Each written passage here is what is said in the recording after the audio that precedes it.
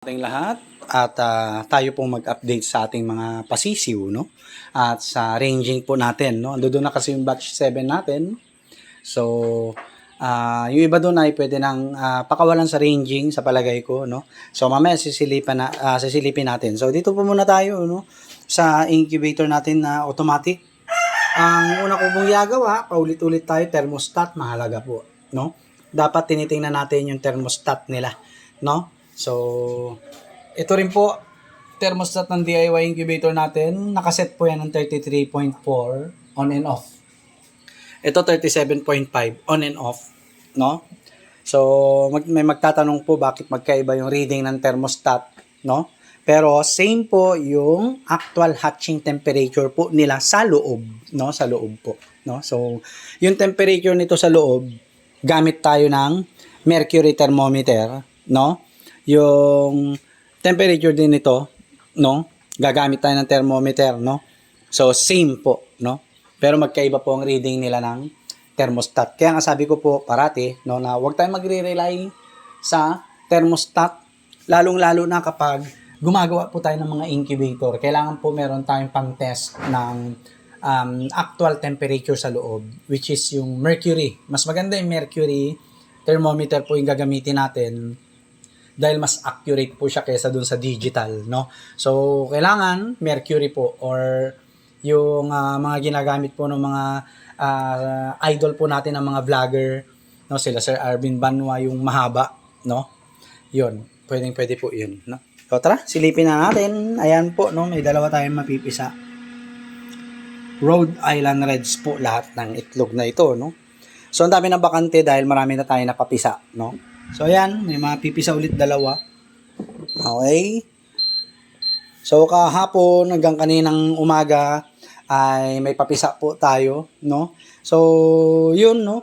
Pag ito hindi natin ginagamit for incubation ng itlog, ginagamit natin siya as initial brooder po, no? Okay? So, ganito po ang proseso natin. Salang tayo dito. Itong unang-unang pupunuin natin kasi ito yung pinakamataas yung hatching rate sa mga gamit nating incubator, no? Ito po. Okay?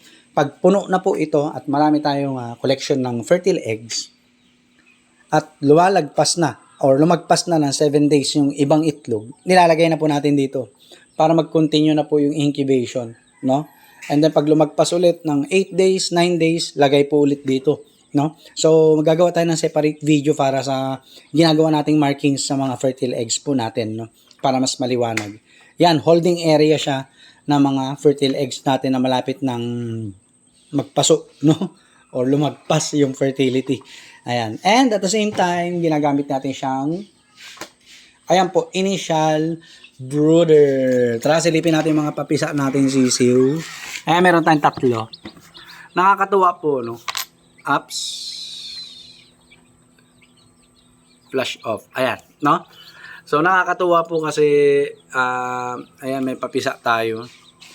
At yung isa po, dark mahogany na Rhode Island Red. Naglalabas po ng dark mahogany yung Rhode Island, ayan, no? Rhode Island Red po natin, no? Kasi, may halo yung binili natin na 15 sisiw, no? 15 pirasong sisiw na vintage or dark mahogany daw. So, yun. I'm not sure kung ano yung mga uri ng Rhode Island Red, no? Ang purpose lang po naman natin dito is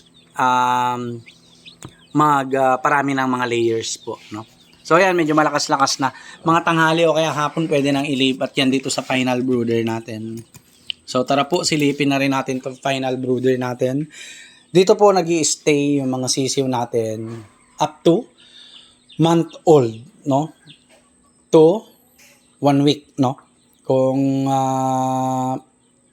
wala naman tayong maraming papisa, hanggang month old to 1 week, dyan po natin sila nilalagay, no?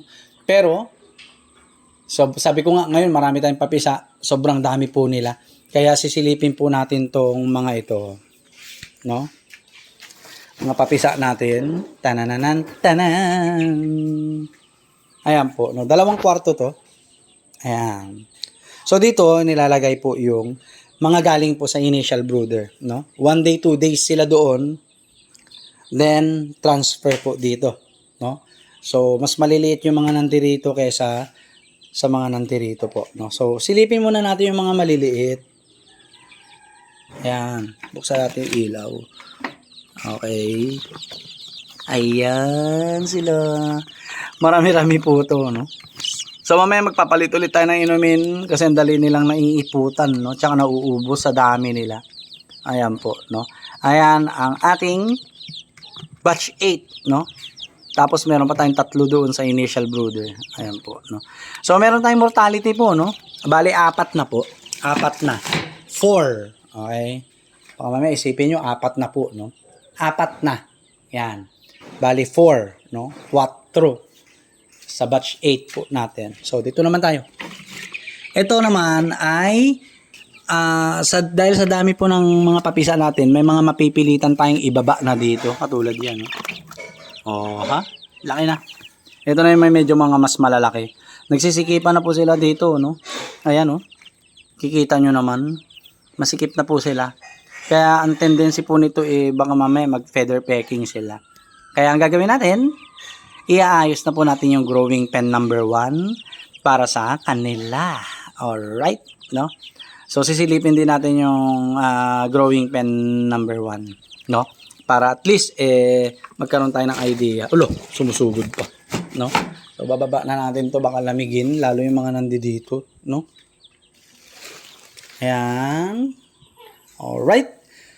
Yung growing pen natin is nandito po. Bali, 2 buklos to, no? Ano? Bugkos? Hindi ko alam. Ayan, no? Ayan. Ito yung growing pen 1 natin. At growing pen 2. Okay? So, ayan po, no? Ang ating growing pens. Okay? Kaya kung mapapansin ninyo, sa isang growing pen, itong growing pen number 1, may 6 na kwarto po yan, no? Alright. Binakante na po natin to. Mga ilang araw na. Tapos, in-sprayan natin ng tubig na may sunrox para at least mamatay yung mga bakterya na nandiyo dyan, no? And then, mamaya kung kaya po natin na magbuhat kasi may problema tayo sa bewang, no? Ite-therapy tayo ngayon. Lalagyan po natin ng buhangin to, no? Buhangin. Ayan. 6 na kwarto po to, no? Kapag ang sisiw hanggang 2 months, kasya sa isang kwarto, 10, no? Ayan. Okay. So, buksan natin yung ilaw. Yan, no? So, madumi pa. Pero na-sprayan na po natin yan ng tubig na may sunrox, no? And then, yung growing pen number 2 natin para sa mas malalaki to. Ito hindi pa natin naayos kasi wala pa tayong power, no? Ito. Okay? So, hindi pa nalinis yan. Kulang-kulang 70 lahat yung papisa natin. Lahat yan ma-occupy, no? Itong growing pen 1 at saka 2. So, yun lang po naman, no? Dito sa growing pen natin. So, punta na tayo dun sa ating ranging area. Abangan sa susunod na video kung ano mga ma-share natin dito sa ating ranging area, no? Updates, mga future plans, and everything. So, yun lang po. Maraming salamat po sa ating pagsubaybay at sa mga subscribers po natin. Maraming salamat po sa inyo. Malaking tulong po sa YouTube channel po natin yan upang tayo ay lalong ganahan sa paggawa ng content, upang tayo po ay ganahan sa pagbabahagi ng mga experiences, tips and tricks natin tungkol sa heritage chicken farming, specifically Rhode Island Reds po. Sa mga hindi pa nakasubaybay at hindi pa nakapag-subscribe sa YouTube channel po natin, maaari ko po bang hingiin ang inyong suporta by liking and sharing our videos, and pasubscribe na rin po para sa mas maraming mga heritage chicken farming tips, tricks, and real-time experiences. So, yun lang po. Peace!